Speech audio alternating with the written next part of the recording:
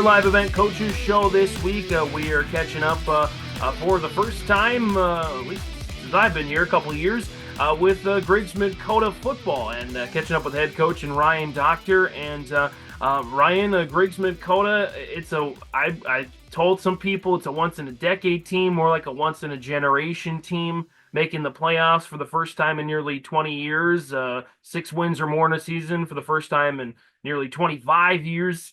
In general, how does it feel to be a part of this history for Griggs-Midkota? It's awesome to see. Our team is led by seniors. They they have taken this under their wing to say we're not losing anymore, and that senior leadership has brought us where we are. It's fun to play towards the end of October. Kind of walk me through your team this year. You mentioned you got some seniors, but you also got a nice balance of youth and good skill positions. It really starts up front for us. We have 4 senior linemen that are up. One of them got an injury earlier this year, but it's a big offensive line that losing their will on other teams. We're led up front by those guys, but it's nice this year. We have our quarterback that's back. He tore his ACL last year. Guys have a lot of confidence behind him when he's got the ball. But we also got a bunch of skill guys that are doing some amazing things up front. We're moving the ball and we're stopping people on defense, and can't complain with what we're seeing right now. Of course, so when you have a program that, let's just put it bluntly, has had their struggles over the last 10, 20 or so years, was there a defining moment, a defining game, a defining part of the season that this team realized, hey, we're not the same Griggs-Midkota program anymore? This summer, just like I said, we had our meeting and our seniors got up and said, enough is enough. The last couple of years that I've been here, we won 1 game last year. We won 2 games the year before. The previous coach, they didn't win a game that year. So they said we've worked way too hard to not get what we want out of it. And we felt confident going into this year. We felt like we had the pieces that we needed. Our seniors have done everything we've asked to, and we've had some big kids step in that we didn't know they were going to be there. And really, when we get to the end of October, that's where we want to be. We felt confident with these guys, and we're excited to see where they take us. What's been the reaction like around the communities? Of course, Cooperstown, Binford, and Hannaford, and some of the other communities there in the area. It's great to see the support that we get from our fans. They haven't experienced it since early 2000s. So to make the playoffs and have some excitement buzz here, it's a fun day on Saturday to see what we can get out of that. Let's talk about Saturday, a playoff contest at home against Wyoming-Litchville. He had dropped to the Warbirds last time when he faced them in the regular season, but it was at their place. It was a pretty tight game.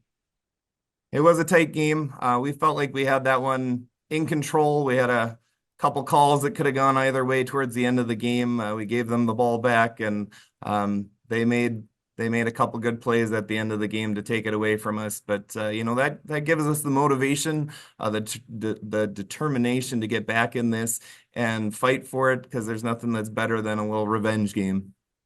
Of course, they got their season off to a good start against your, I believe, alma mater in Mayport CG. Did you get a chance to watch some of the game? What'd you notice from that one? We did. They changed up quite a bit of stuff. They've got 2 quarterbacks that like to go back and forth between a few different things. They ran some wildcat. We're set up pretty well to stop the run, but it's a challenging task with those guys as Stringy's kind of an offensive guru, we like to call him. He knows what he's doing. He likes to change things up to get whatever he can out of whatever defense they're playing. But we've got the people in the right positions. Levi Kautzman is just a stud on the defensive side of the ball, and I know that he creates havoc for whoever's playing that quarterback or that line position, as we kind of slide him around from different spots to get the best look. But at nose, he definitely does some impressive things.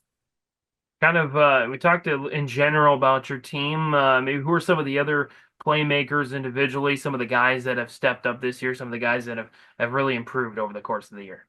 We came into the year with a lot of skill guys through some different things. Some different guys have got some looks. We have a 5'3" running back, and he's just a beast when it comes to things. People overlook him because of his size, but they quickly find out he's fast and he's shifty, and he is able to make people miss. And when he makes people miss, he hits the burners and gets a lot more yards than people might think from him.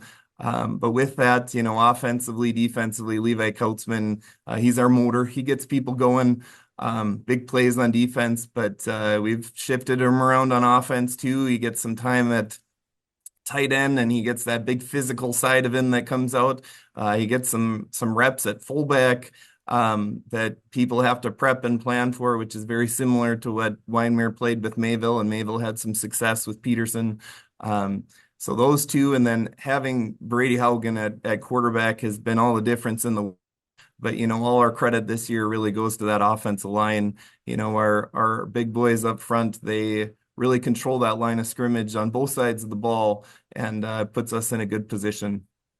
Whether you come up with a win and getting to the quarterfinals for the first time, and again about those 20 Mhm. years, or you fall just short again to Wyndmere-Litchville, what do you want to be able to say to your guys in the huddle after the game? We just want to control our game. I think if we can control our game and play Titan football, I think that game will either be close or we'll come out on top regardless. But if we get taken out of our game and Stringy has his way on offense, they're capable of putting up a lot of points. Things could change, but if we play our ball, we should be all right. Ryan, anything else you want to mention here about Griggs-Midkota football 2024? It should be a fun one to watch on Saturday. That's Ryan Dockter, head coach for Griggs-Midkota, catching up with him on the Your Live Event Coaches Show. Again, him and the Titans into some unfamiliar territory, but they're certainly excited to be there. And we're looking forward to seeing how it goes. Ryan, thanks for the time. Appreciate it. Thanks, James. Live, work, and play here in Hillsboro, North Dakota. The Hillsboro Economic Development Committee can assist you with information and support for business and housing. Experience Hillsboro. More at 104. Joining us now from the LaMoure-Litchville Marion Lobos, he's the head football coach here. That is Andy DelaBarre, as they earned a bye into the second round in the North Dakota 9-man playoffs here in the #1 overall seed as well. Andy, let's just kind of start there. I know I've been talking with yourself and other coaches throughout the course of the season, and some fans will come up to me and say, Chase, what do you think about 9-man football this year with the West Hopes and the Rockfords and the Lamoures and the Littons of the world? And I said, well, we're going to know once we get to playoff time, because there's zero cross-bracketing, zero cross-region games outside of your sister region that you get. So how much of a pulse do you kind of have as a coach this year, Andy, compared to other years when maybe you do get one or two, non-region, so to speak, games outside of the southeast portion or the, mid portion of the state of North Dakota?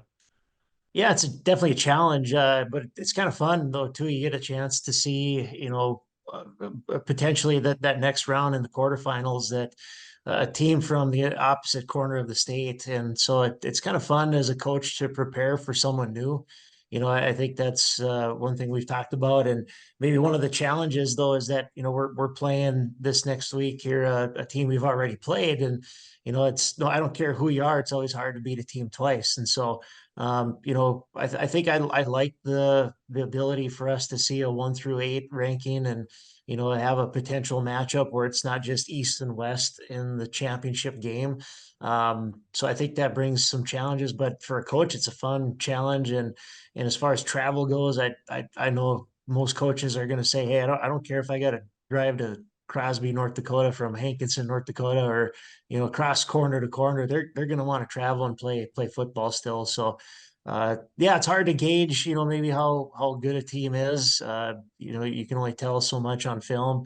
But you kind of look at just some of the other like opponents, and you kind of get a sense just from watching some of the film that you do get to see, and kind of know from there. It kind of reminds me of the FCS football landscape, right? When you only see the top 8 and South Dakota State came to the Fargo Dome every year, and everyone's going, we don't want to see them again. We want to see someone new. It kind of has that feeling for the first 2 rounds of the playoffs here for nine-man, where you do get potentially a team that you played in the regular season. As Hankinson and Maple River played against each other, you will have now a region opponent here with the Hankinson Pirates on Saturdays. So let's just talk about that here, Andy. Just your matchup second time around, how have both teams kind of evolved from when you first played them to where you are now here in October? Yeah, I think definitely after watching Hankinson play their last 2 games, I know they had a really close one, a very winnable one against LaMoure-Litchville, and so it easily could have been a 2-3 flip flop there from our region. But those are 2 really good football teams, and but watching them play against Maple River too, the thing that stands out is just how much they've grown and how much of a better football team than what they were earlier in the season, and that's no surprise from Coach Moneylaws that he's going to get those kids playing better and to play their best football right now. So yeah, we're definitely know that there's challenges there from the talent that they have, and I think just having a week off to kind of prepare for that in the back of your mind, and also throughout the week, we feel pretty good that we're going to have a good week of practice now. We get an extra day in there as well because we play on Saturday. So yeah, we're looking forward to hosting Hankinson again. They've got a very dynamic group of players with Rayshon Earl at quarterback. I think with him anything can happen. And some other players at linebacker, running back, tight ends that they utilize very well. And again, no surprise, just a well coached football team.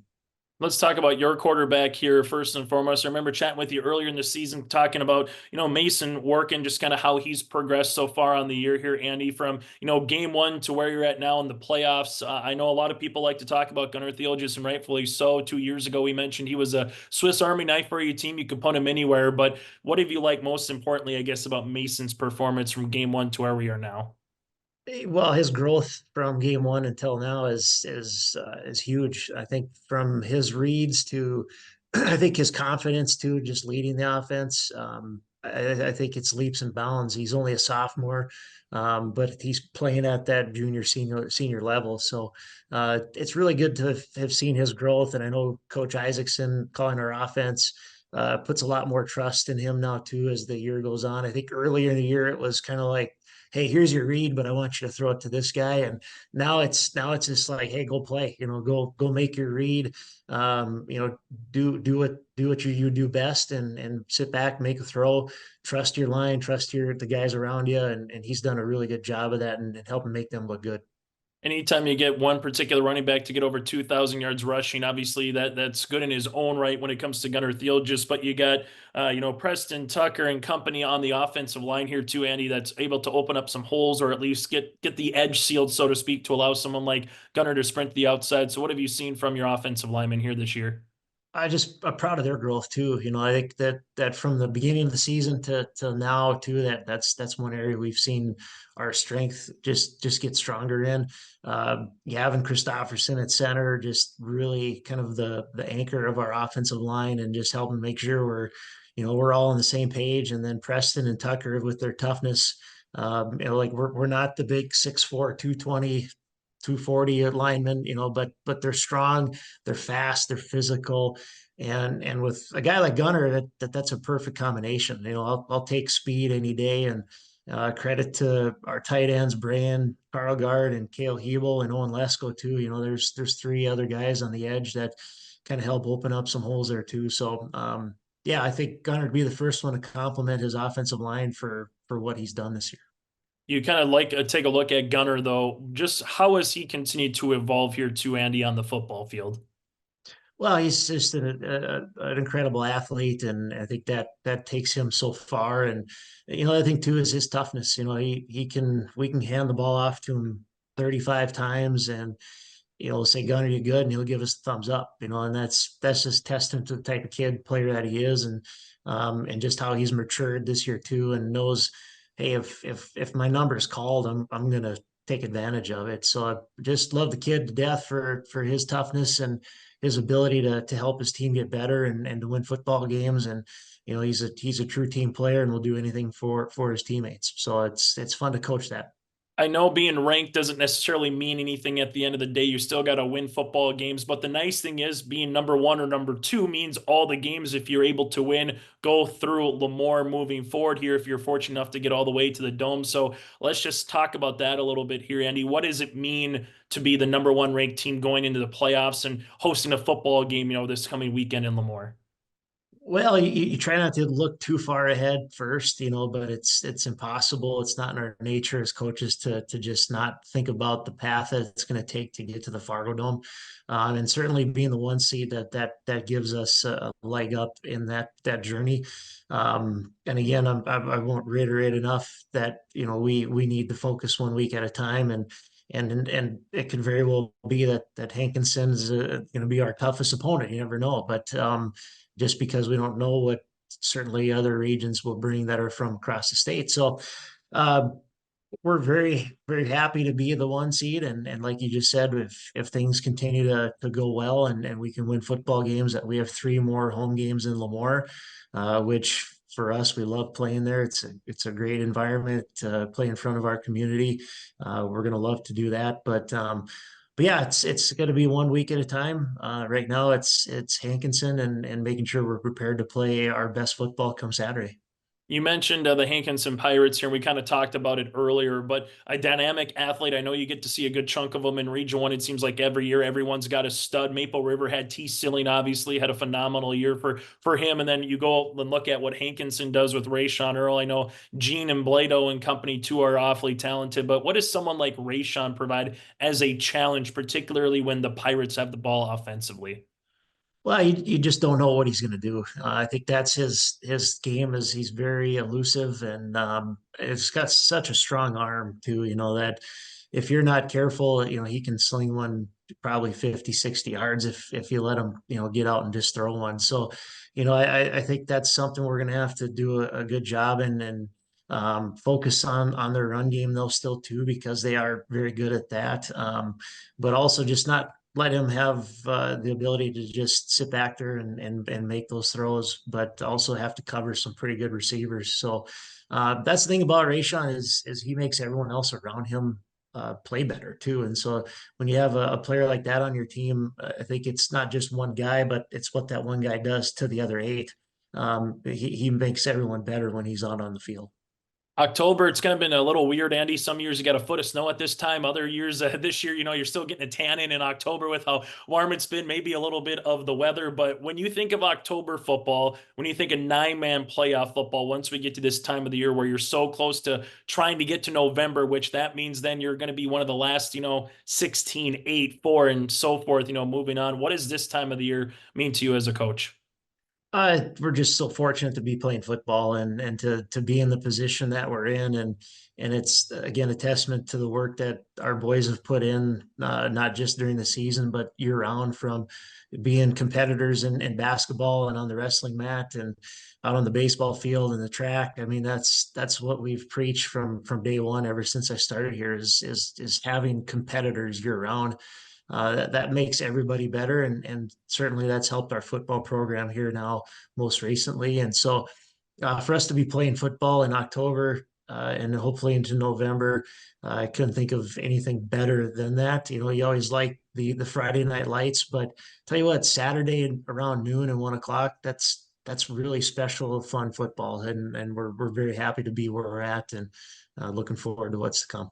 The Lobos and the Pirates will have the game for you on yourliveevent.com on Saturday, again, 1 o'clock in the afternoon in LaMoure. Andy, as always, thank you so much for your time, and look forward to seeing you here this weekend. Thanks, Chase.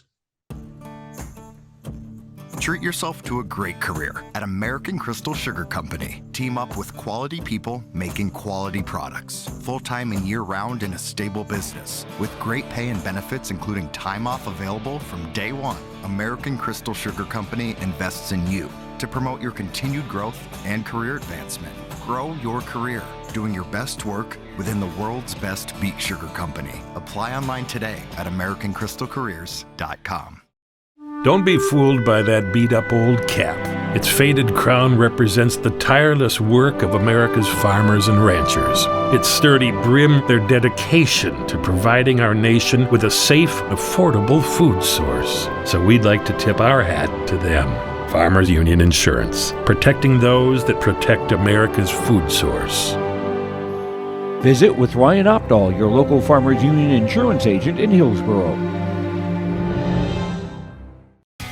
Growers, prepare your fields and yields against the wet conditions for 2025 and beyond with a drain tile project from Chad's Excavating out of Mayville. Drain tiling will improve and increase your yields and land values for years to come. Chad's Excavating provides free, detailed estimates, and with over 40 years of combined success, they provide professional installation and service. Call Chad today to prepare for your future and any questions that you might have. That's Chad's Excavating out of Mayville, helping farmers grow. We're used to a lot of drama, but some wins either way. Katie Staebler joins us here, and Katie could have gone to 5 tonight. Could have had us play some more volleyball. We're used to that by now. But your thoughts on the match and what you take away from it? Yeah, I thought it was a great volleyball match tonight. Both sides did very well. Lisa does such a great job with her program here, and the girls fought. It was a big game of passing and serving, I believed. If you were aggressive on that serve, okay, the other team struggled passing, they wouldn't be as aggressive, and then the other team kind of capitalized on that, and then vice versa. We kind of both went on our runs with that, and that was the big thing in the end. Our serve, Haley Smelton, she went out back there, and she was confident, and she goes, I knew that one was dropping in. I said, so did I. So that was great, The girls just came out, and I thought they played so well. Another great start in the first set. What is it about these first sets that have these girls juiced and ready to go? Yeah, I don't know. We're just aggressive from the get-go, and I think it surprises some teams, and maybe they just were a little shocked, and we capitalized. I thought Kennedy Olsen and Megan Enzyde did some great jobs with their short serves, which threw off their offense a little bit because we put it right where their setters and their hitters were, and they had to move it around, and maybe they were uncomfortable, but then they got comfortable with it after, as the game went on. But we capitalized on that coming in, with a little bit of surprise or just doing things that kind of maybe aren't as common. We talk in sports about chess matches. A lot of broadcasters like to bring up that metaphor, and I think that was tonight, especially in that second set, when both coaches just kind of let the ladies play out. Nobody was calling timeouts, kind of keeping them in the pocket. How gratifying is that as a coach to know that you have that trust in your ladies to figure it out and get a win in that second set? It's great for both of us. I think at this time of the season, too, we expect them to do that. We shouldn't have to take a timeout. Hey, 2-3 points, what are you going to do? How are you guys going to make it happen on that court without us? And it was great to see them step up together as a team and do that.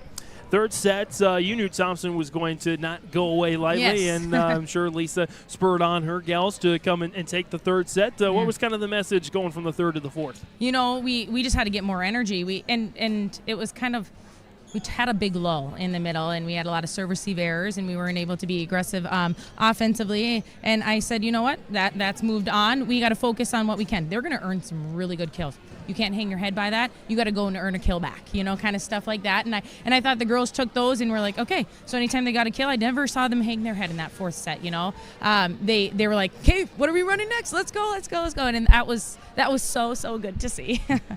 Big win again tonight. You stay in the top three. In fact, you're in a tie for second with Grafton now in the standings. Things are getting pretty real now, Katie. Yeah, absolutely. We know these 2 weeks are going to be a fun 2 weeks. Got some big games. We got another non-region match, but also a very good team coming up, which it's amazing to end with such great teams here at the end of the season, just to prepare us for that tournament time. Tell us a little bit, give us a little bit more insight about Maple River and what you know about them so far. They're tall. I know that. They've had those middles, I feel like, for years. They have a good defense behind them. Got to watch them a little bit when they played Northern Cass, and I think Northern Cass ended up just sliding in, even though Maple River took the first 2 sets. And we just got to make sure we go out there and play our game. I thought our front row block at the beginning of the game, too, was huge for us. And so we just got to make sure that we're big and we get touches. If some blocks, amazing, but big thing is touches to help our defense out. Katie, anything else you want to mention here on the post game? No, just thanks for the broadcast. We love it.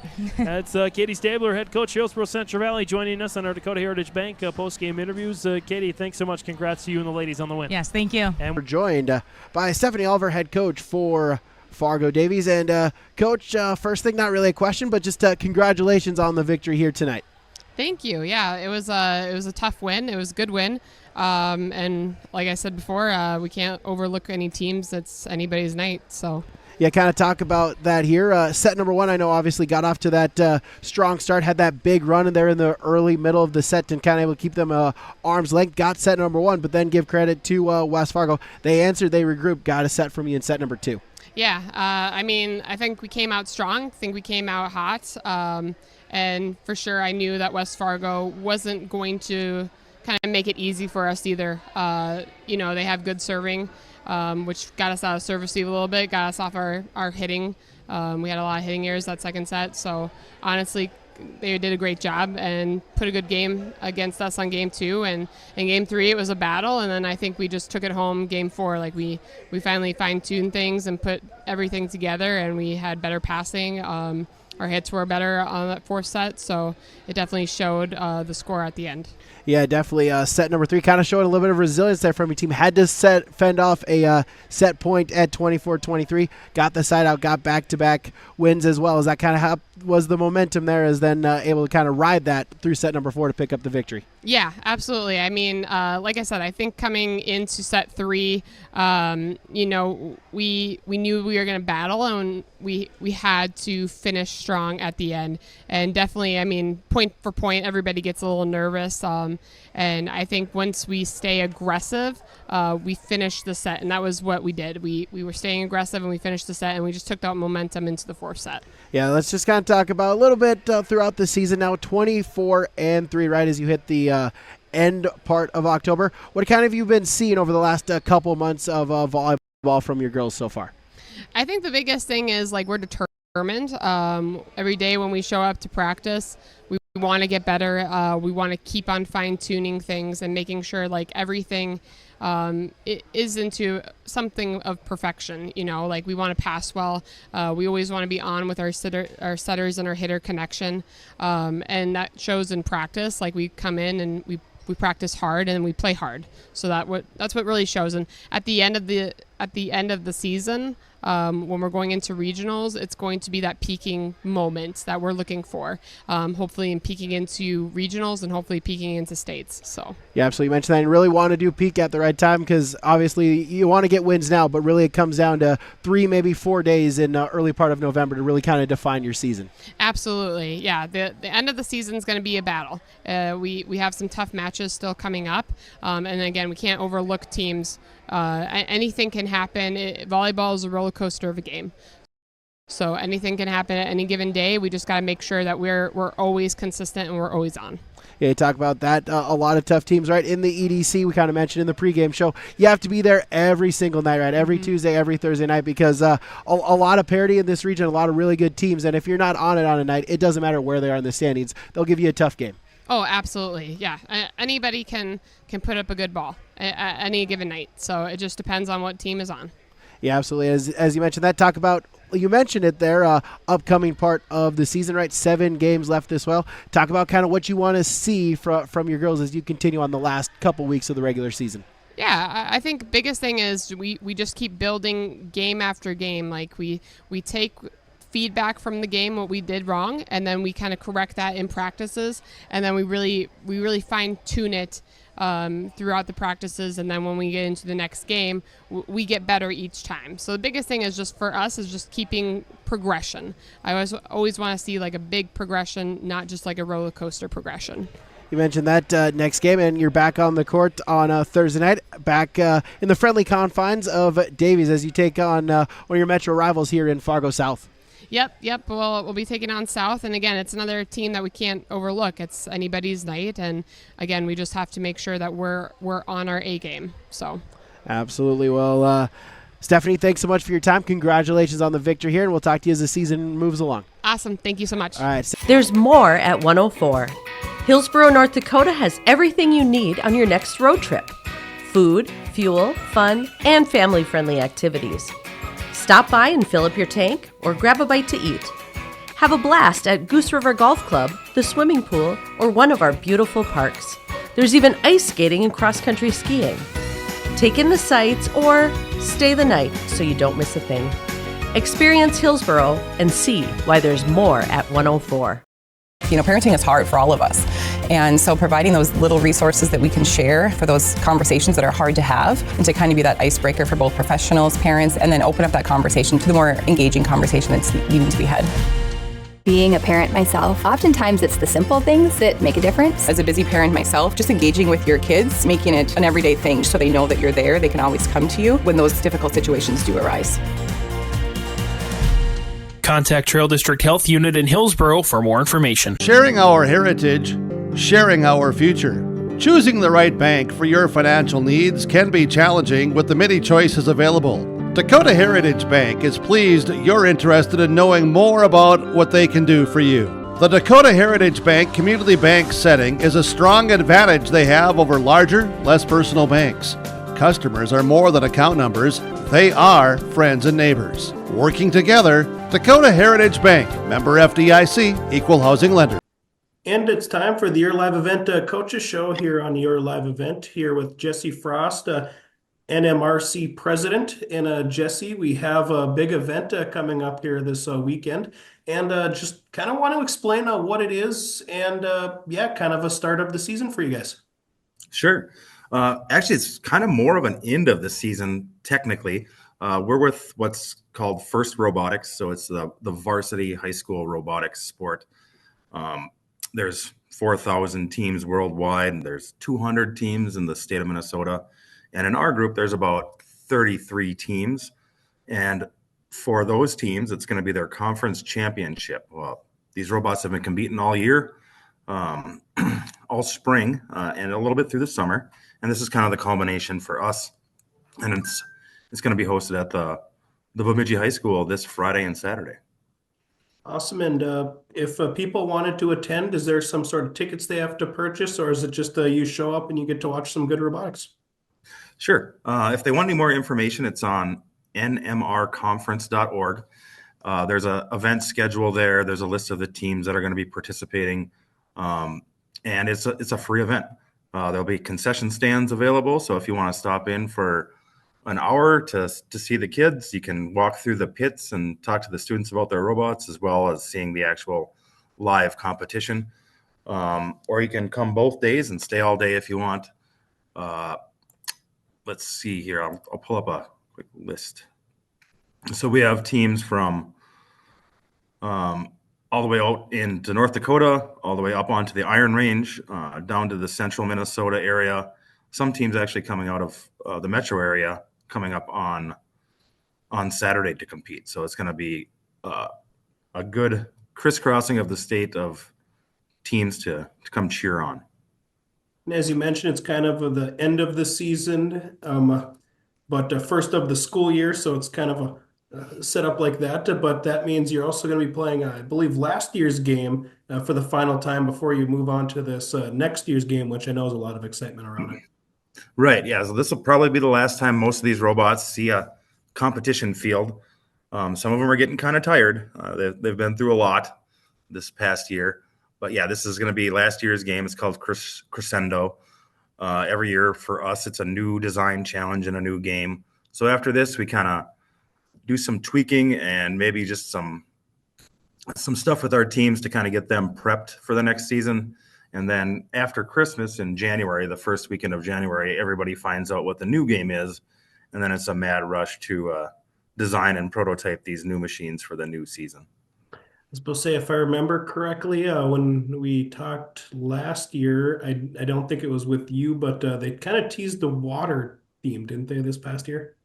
Yeah, actually, the new game does have a water theme, and that's kind of been a robot thing for as long as I've been around. Is we want to do a water game, but obviously with the components and the electronics that we have on these robots, they're not submersible.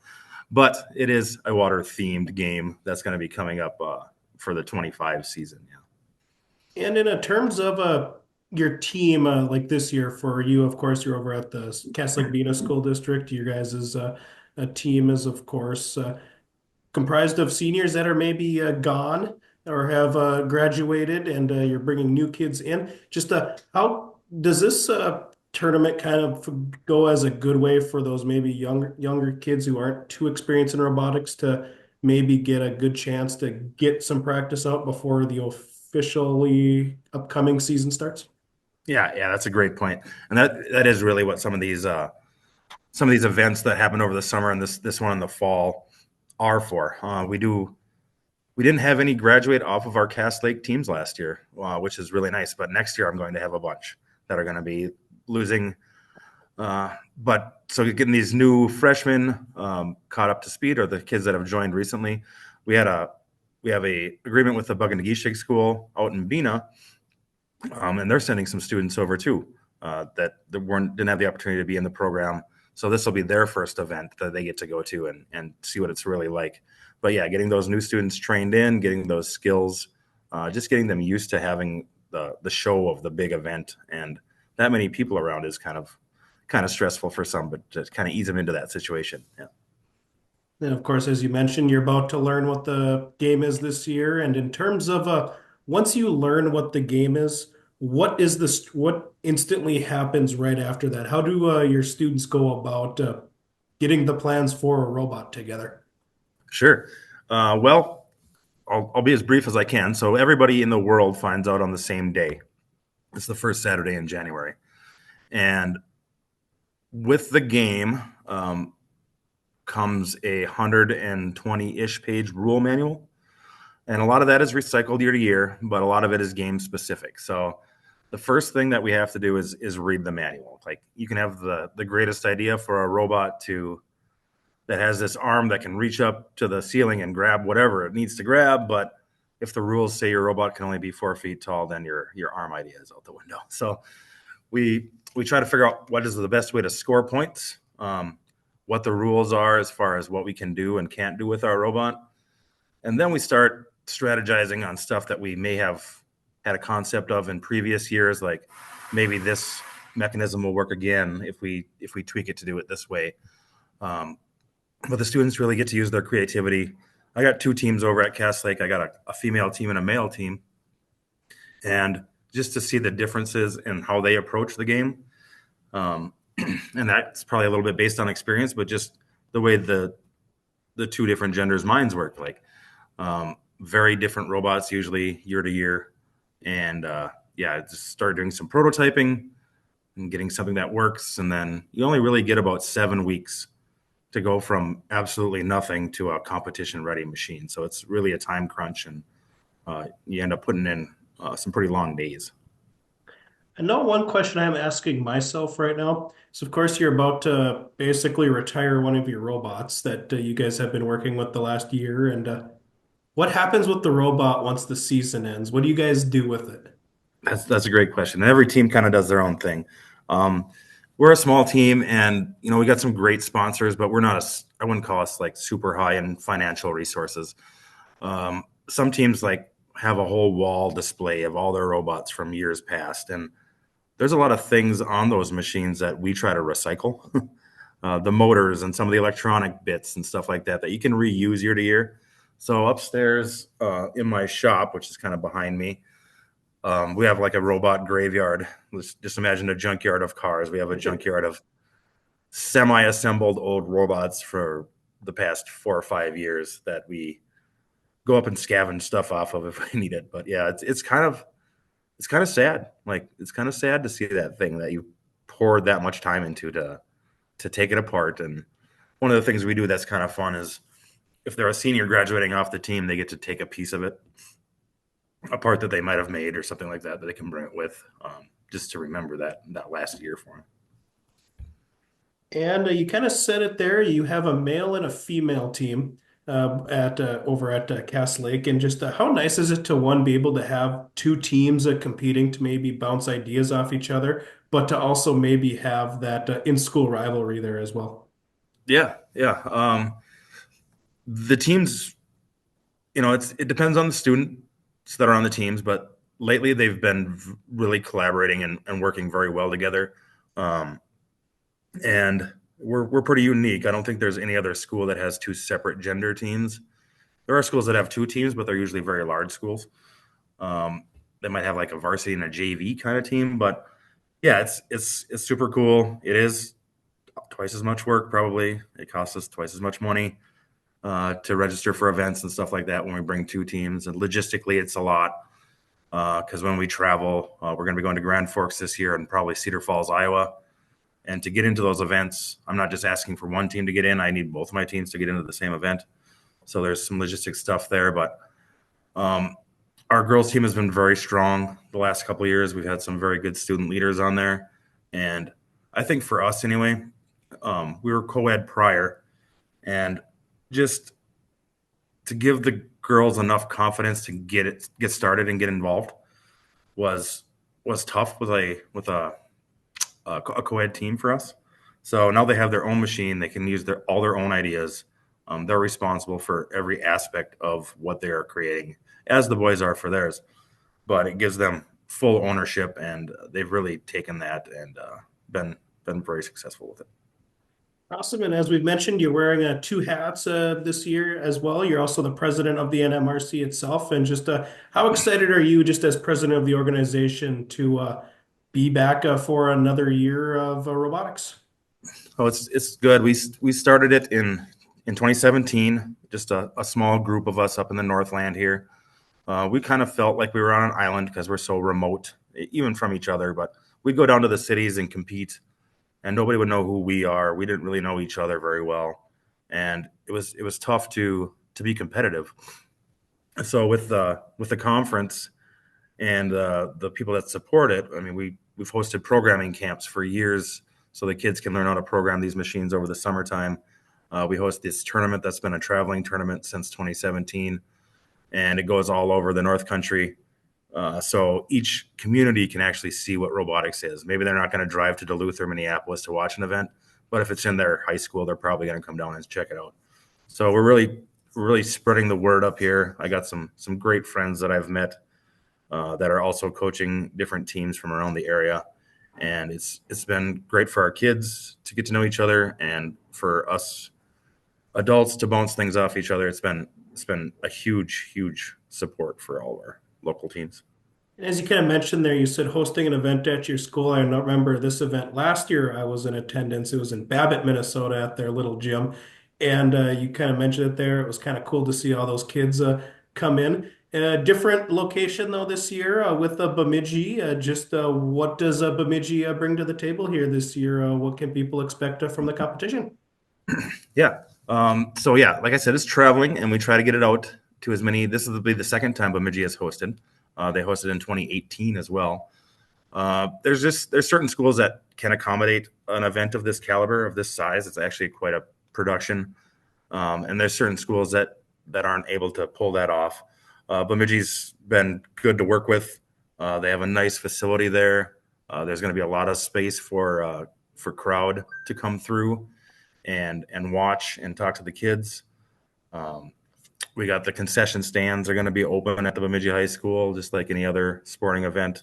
It's a 2-day event there. So we have our conference championship on Friday, and that's going to run from about 9 o'clock in the morning till 5:30 at night. And then the next day is a whole separate tournament. We call that our open tournament. And that's going to be teams that are outside of our conference that can come up and compete too. So we're bringing a couple teams out of central Minnesota and even a little bit farther south than that. So you'll get a little more variety of teams. But we'll have 26 teams on the first day, and I think 24 teams on the second day. So it'll be good. Bemidji community has been great to work with. We got volunteers coming up from all over the state to help run the event, staying at the hotels up here, and bringing a lot of kids in that are going to be eating food and renting rooms, and it's a boost to the whole economic system that we got. Well, you answered my next question, which is going to be the amount of teams. So perfect. And I guess, Jesse, before we get going here today, was there anything else you wanted to say either about the upcoming season, the tournament here this weekend, just anything else you wanted to put out there before we get going? Just be sure you check out our website, nmrconference.org. It has years past. It has all the teams. So maybe if you're from wherever, maybe you're from Uppsala originally, and that's where you went to high school, and you're living up here now, that team will be here competing. So you can see some of the kids that are currently in the program. It is a great event. It's good for all ages. there's going to be another event that's going to be hosted in Bemidji here too in December, and that's for the first Lego League event, and that's going to be at the Sanford Center. We hosted it there for the first time last year, so that's going to be the younger generation of robot kids, and that's going to be December 15th, I believe, 14th or 15th. So that's another good way to come and root on some of the younger ones from the area. So we got all kinds of stuff going on, and there's something for everybody. Awesome. Well, Jesse, thanks again for the time here today. And good luck to you both as president this year. Hope the NMRC has another really successful year. And then good luck to those Cass Lake teams as well. All right. I appreciate it. Thank you very much. Live, work, and play here in Hillsboro, North Dakota. The Hillsboro Economic Development Committee can assist you with information and support for business and housing. Experience Hillsboro. More at 104. Well, join us here from the Minnesota State High School League. We've had him on the coaches show before here. That is John Millea with us. And we've kind of said to him before he came on that we already had the social media post that it was class of 2025. So we wanted to make him an honorary senior spotlight here. We'll probably do it once or twice before he finally takes his final exam and pop quizzes and papers before he bids adieu later on in the year. But John, first and foremost, thank you so much for joining us and being part of the senior spotlight here this week. Thanks, Chase. Yeah, as I told you before we started record, I should have worn my t-shirt that says senior class of 2025. It should say senior citizen to be totally true. But yeah, that's a great honor to be in the senior spotlight.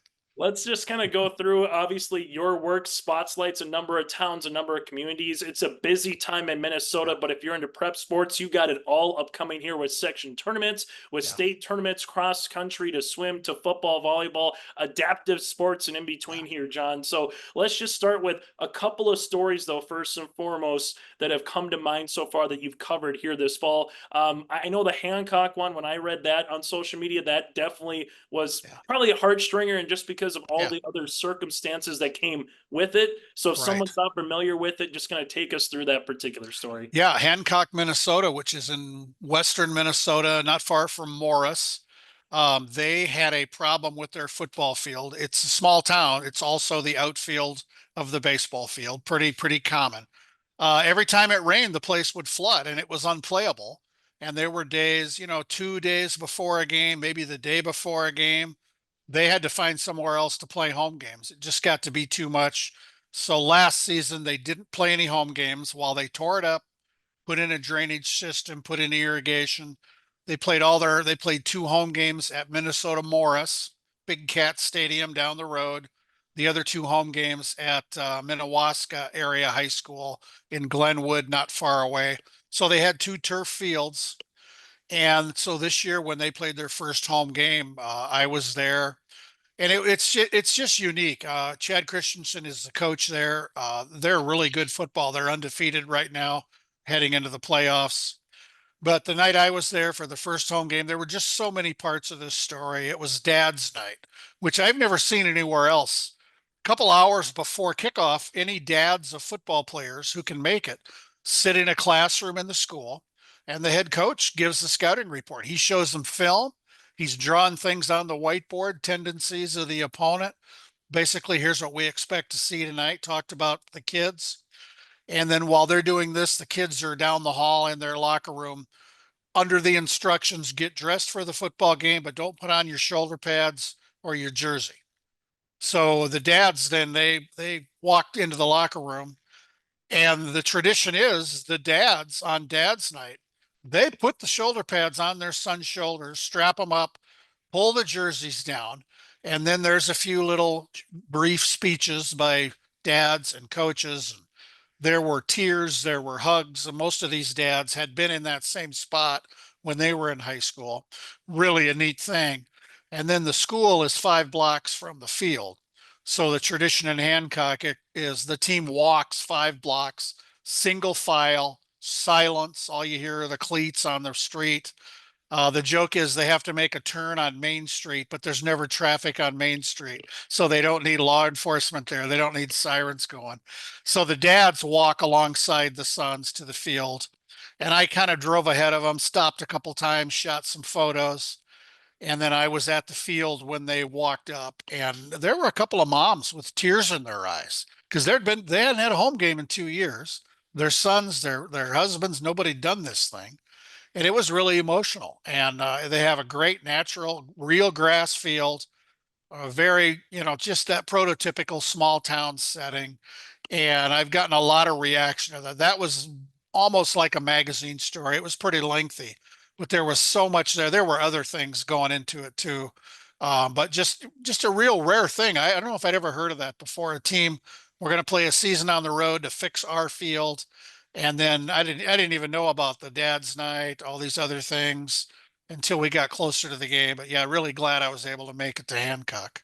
Yeah, the old Northern League, the Joliet Jackhammers, I know the first year played professionally on the road, but that was professionally when they were making their baseball team. So it was a little bit, you don't want to spend 100 nights in a hotel room, but it's different than having to go to a different football field. And then you tied it in, John, with Dad's Night. That just obviously is pulling at the heartstrings of anybody who's been through any particular sporting event.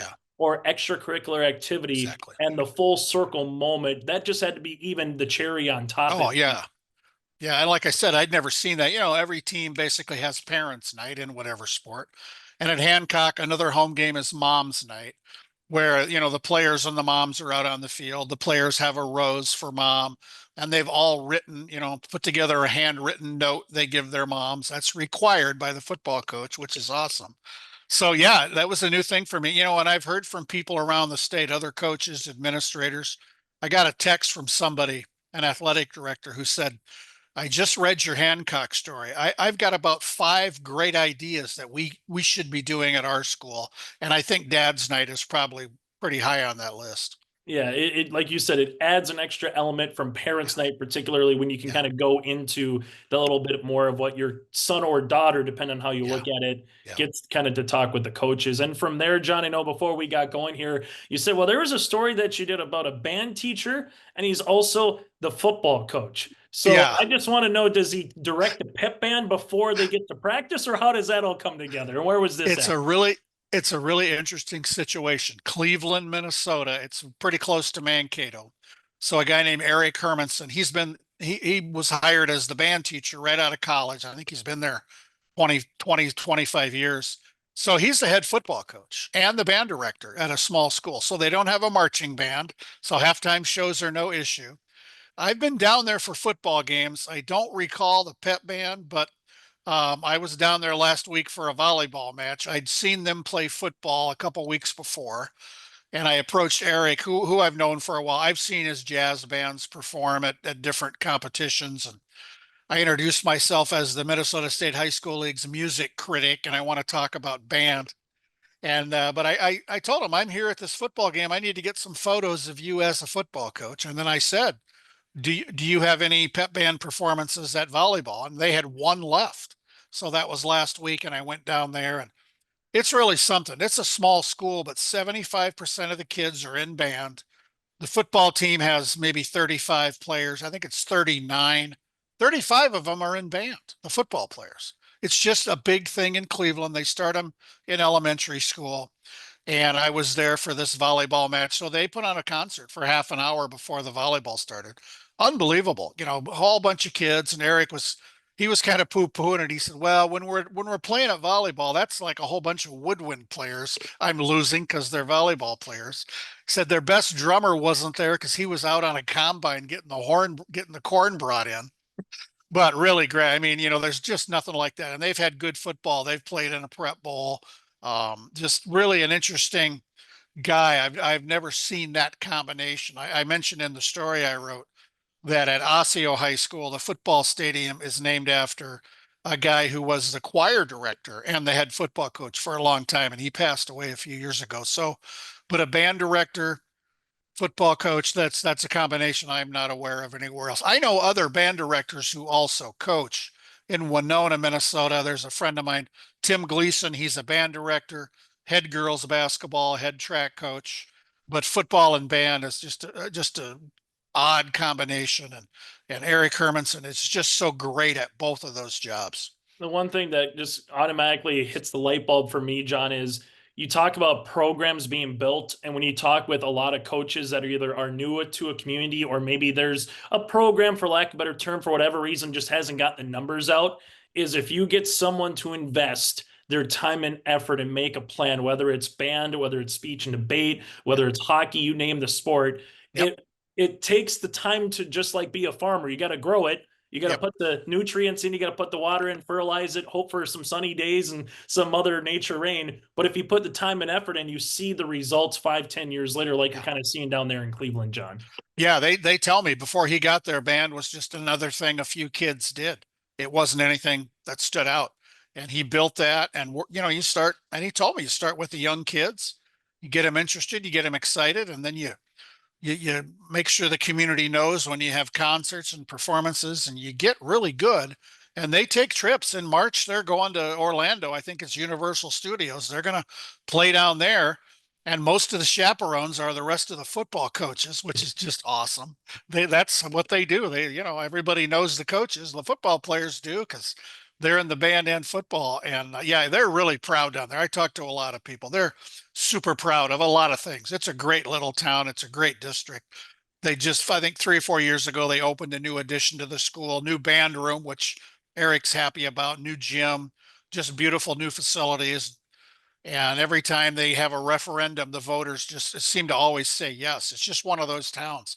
They have great support for their school and a lot of pride in that band program. That's for sure. As we go from there, John, as we alluded to start, it's that time of the year where about every weekend, every other day, there's some type of sectional, there's some type of state tournament. So as it is across the state of Minnesota, I cover North Dakota so much, it just comes out of my mouth. Out of Minnesota here, John, is there a particular team? Is there a particular area where you're saying this is really good volleyball, this is really good football? What have you kind of been hearing on your journey so far going up and down the state of Minnesota that kind of folks should watch out for some different areas here across the state of Minnesota? Yeah, Southeast Minnesota, small school football is really good. In the 9-player game, that they dominate. If you talk about who gets to the prep ball, so much good in Class A down there. I've been down there for a handful of games. That's in football. You always got to watch Section 1. That's Southeast Minnesota. But this week we've got the state girls tennis tournament Tuesday through Friday. We've got our state soccer quarterfinals for boys and girls this week. And then next week, the winners of those games will go to US Bank Stadium for the state semifinals and the finals.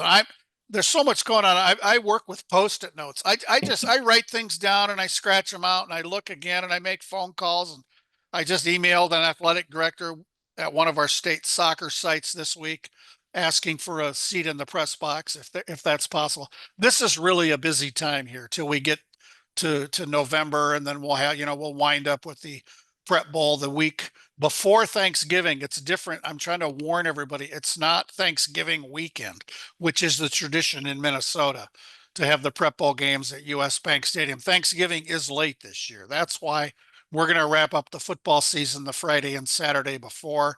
And I don't know what to do with Thanksgiving when I don't have games to go to. Traditionally in my house, we don't travel anywhere because I got to be at the stadium at 9:00 Friday morning, the day of Black Friday. So, my wife and I will have to figure that out. What will we do Thanksgiving? We may actually get in the car and go visit somebody. I don't know.